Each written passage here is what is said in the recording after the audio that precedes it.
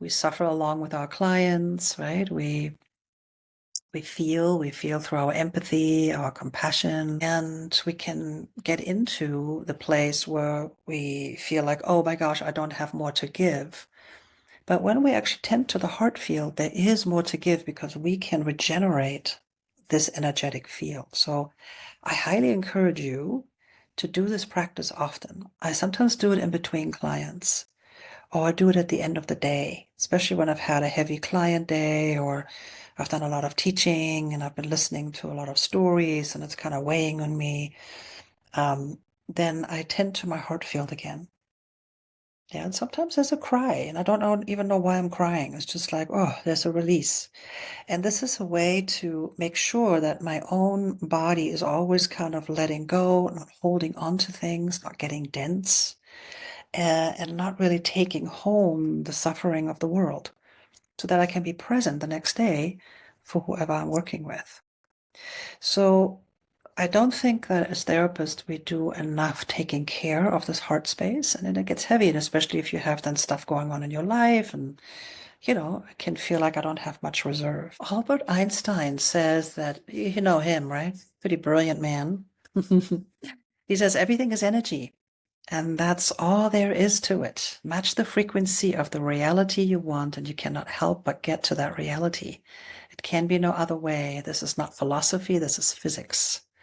Albert Einstein says, right? So if we think about trauma work and heart, so much of our healing work is, yes, somatics. Yes, we're working with stuck trauma responses, but really where the healing is in the heart coherence. And it's in the coherence of the entire somatic experience of the person. We can say, you remember, I have lots of little definitions of what trauma is. We can say that trauma brings the client out of coherence with themselves. They get basically mismatched with their own rhythms, and they're living the rhythm of a stuck-on response of a fight or an impulse to flee, or a stuck response of being frozen all the time, or stuck patterns of needing to appease a relationship. And so what that means is they're not coherent, they're not in sync with their own rhythm of the sensation, their own rhythm of their heart. They're basically out of sync. So when we talk about heart coherence, the person is in a harmonious state. So you probably felt that, even if you felt some sadness, you were coming in sync with yourself, right? So even if there's a longing, a wistful quality, a sad quality, it's like, oh, that's actually how you are. That's what's happening right now. And so in that moment, that becomes coherent. Yeah, it's maybe not a pleasant experience, but you're in sync with yourself. And so much of our lives we spend out of sync because our mind is faster and we can think our ways into solutions and we can jump over our bodily experiences and our heart experiences. But when we actually come into coherence, it's more about like, oh, this is how I really am. And in that moment, you come into harmony with yourself. Harmony doesn't always mean you're feeling always great, but it's just basically you're present with what truly is. And when that happens, you have a lot of possibility for change.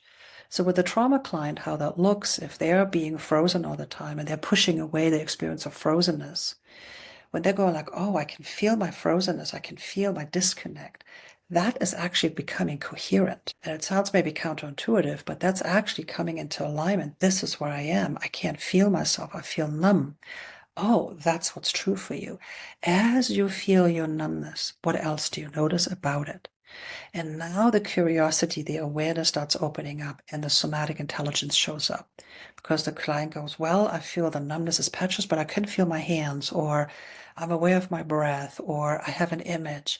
So as soon as you get coherent like that, the client will offer details and it begins to open up and change. And that's really the secret, I think, in most trauma therapies, is to get the client really aligned and present with truly is, and from there adding some of the details in the experience.